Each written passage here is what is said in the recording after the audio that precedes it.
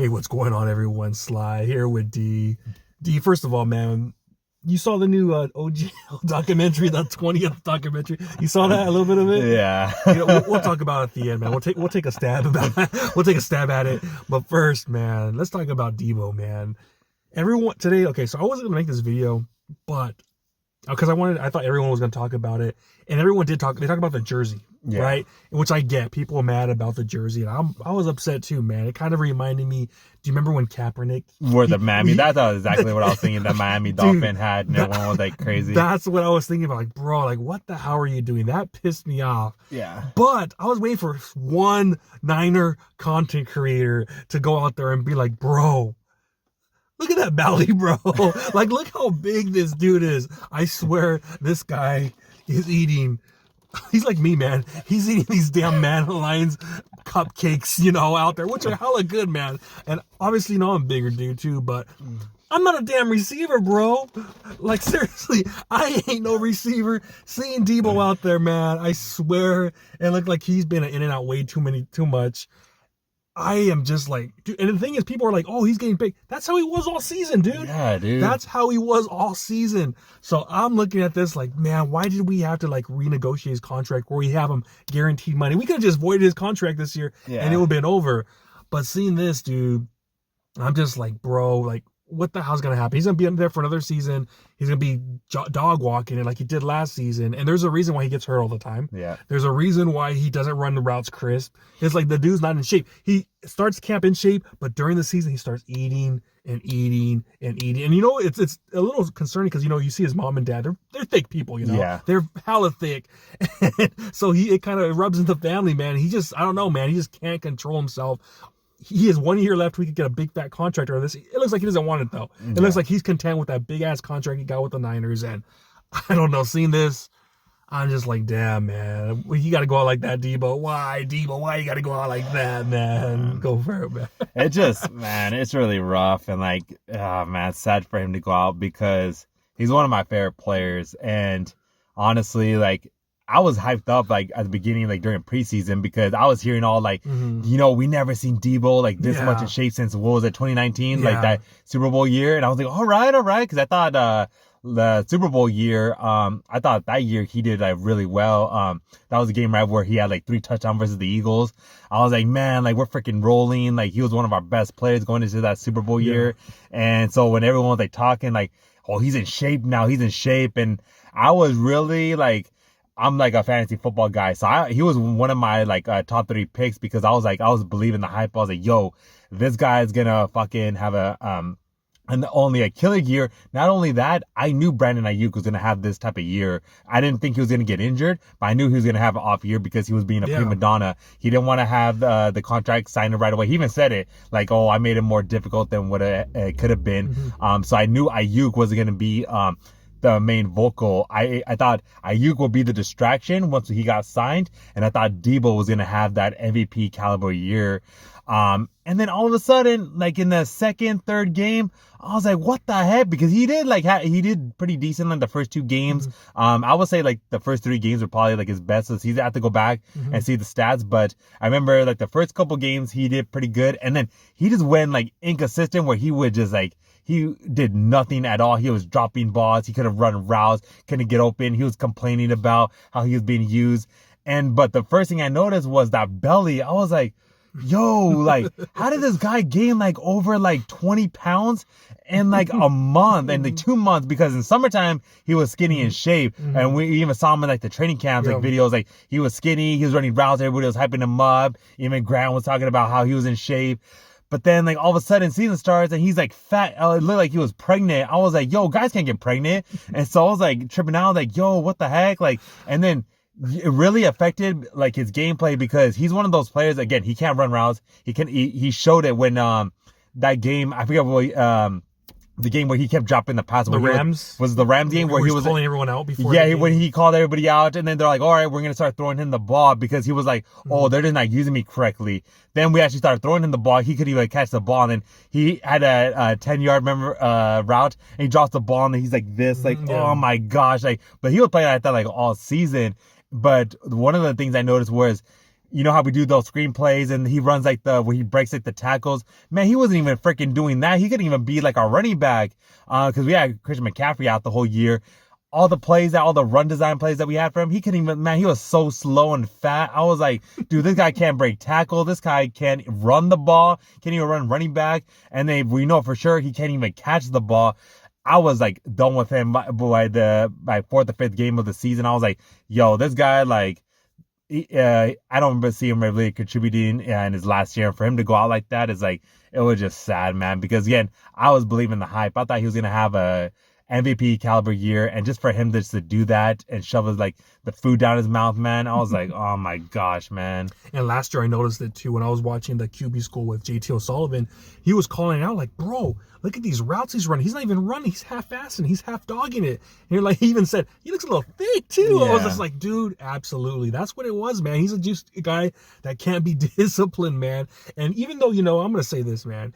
You and my brother, you always making fun of Flo and his legs. And man, this guy, he never got big legs. But you guys, I was thinking, and then you did the analogy, you were saying, hey man, this has to do with him not working out hard. He's like, Debo. I was like, no.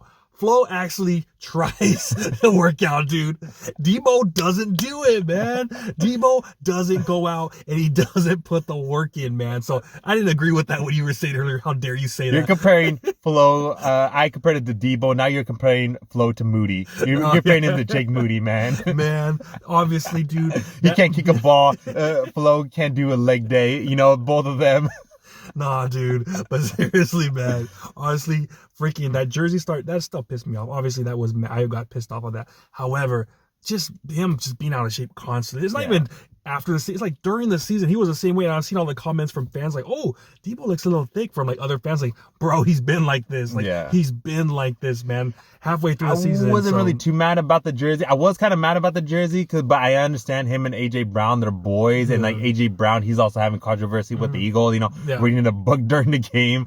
You can tell that he's not happy there. But at the same time, it's like, they're not our rivals, but it's like a team we have bad blood because that was the team that took us out in the NFC Championship. And so obviously, like, and then we came back to their house and beat the crap out of them. But other than that, it's not like really like a rivalry, but the team we have bad blood with. So it's like, man, you're going to wear that jersey, like out of all jerseys, like you might as well wear like one of our division rivalries if you're at it, because man, it was just like, that's a team that we don't like. I especially don't like the fans of the horrible Eagles. Like, so like the fact that he was wearing that is like, I understand you're supporting your boy, but man, like that was just like wrong on that. But again, it wasn't even really about the jersey. It was about how he was looking and how out of shape. And then that just shows like, man, it makes me more worried coming into next season, because we got Ayuk coming back from injury. We have Deebo, he's fat. It's like, man, dude, it's like, oh man. And then especially McCaffrey coming back from injury. So I was like, man, I don't even know what's gonna happen during this off season. When we should go get Higgins probably, the way it's looking at, damn.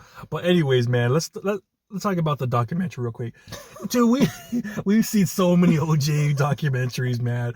And it seems like your sister was talking to me too, and she was like, hey, I thought it said it was pretty much the same old. Yeah. But there was a few new things, that guy at the airport was talking about how he saw him throw the knives in the garbage. I thought it was I liked it, man. But I'm just a huge thing. Did you thought anything new, or was it worth the fans going out and watching on Netflix? I thought it was a little bit. Because we obviously seen all the OJ vs. Simpson, the documentaries, all the ones on ESPN, all the ones on Netflix. So it was a little bit of the same old. So if you like been following the story, you're gonna see a lot of the same things. But it kind of reminded me a little bit of what's that Michael Jackson documentary where those guys speak out, the recent one. Yeah, the one on HBO. The one on HBO. It kind of reminded me a little bit of that, because when you start hearing like Mark Furman, he's like, I wasn't like, they're going to blame me. And then his wife's like talking about, they're going to blame it all on you. And it's like, well, dude, to be honest, you are a fucking scumbag too, because you're over here saying like the N word and like doing all of these like illegal, like making sure that you arrest people. Yeah. And so I was just kind of like, it kind of reminded me of that MJ documentary where these guys are just like, oh yeah, like we're victims too. And it's like, dude, like, you were in freaking court defending like MJ, and then now you're over here like, oh, like no, like we're actually victim, and it was like, and then you find out like they're actually broke dudes. So it's like, man, that's what it kind of reminded me of. Because then when you start hearing Furman and all these guys like trying to come out of the works and like being like, no, like we're actually innocent, like, we're the good guys. It's like, come on, dude, there's videotapes on you like saying the N-word and like planting evidence, and so you can make this case. It was a bad case, but I think those guys also made it like more like worldwide. And then because they also showed like how people weren't even watching the finals, they were more focused on the case. So that was kind of like where I kind of like also got out of it, with just like these guys really trying to change like the narrative, even though that it's a lot of the same things. Like OJ, he obviously like he did it and he's a bad person, but man, it's just like a little bit of the old, but then a little bit of just like, oh my gosh, a little cringe on it. Yeah, so I mean, if you guys want to check it, I think they're like 5 episodes, you know. Yeah. And I don't know, it depends if you're into that stuff. Man, I was into that. I'm always, you know me, I'm a sucker, man. I love the one with John Travolta, man, where he played Shapiro. Yeah, Shapiro. Oh my gosh, it was awesome. And then Cuban Gillen Jr. was OJ. Was OJ. And there was so many damn good lines. Yeah. I ain't black. I'm OJ. You know, I was freaking so many. OJ, awesome. you want some OJ? Cut that shit out, Kato. That was the best, man. But there was actually a funny one that it didn't really have to do with the documentary, but it was a Barstool interview that I thought I started cracking up because they're asking Andrew Luck, and because I don't know if you remember when OJ drafted Andrew Luck on fantasy, and he retired. Like, and then so they asked him, they're like, "Oh, Andrew, did he know that OJ drafted you and then you retired? Do you feel bad about that?" And Andrew Luck's like, "No, I don't feel bad about that. Why would I feel bad about that? Like, that's a terrible question." Like, oh my gosh. Oh, man. That was like hilarious. And then I think they brought that up because the Netflix documentary just came out. So they were kind of talking about it. Like, did you know that the Jews drafted you? And then Angela's just like, oh my gosh. That's hilarious, man. Oh man. So like whenever OJ's been brought up, man, it's like, it's always going to be like hilarious because, you know, this guy was a clown on Twitter and then the documentary. Oh man. But yeah, that's my thoughts on like the documentary. It's just like it's a little bit of the same stuff, but you'll probably get some laughs out of it too. Oh, and also, sure. there's gonna be also some cringe moments in it too. Yeah, for sure, man. But that's what we got, man. Let us know what you think about Deebo Samuel. If you like the jersey, do you like him being a little overweight? I don't know, man. Let me know down below. Like, comment, subscribe. Talk to you next time. Peace.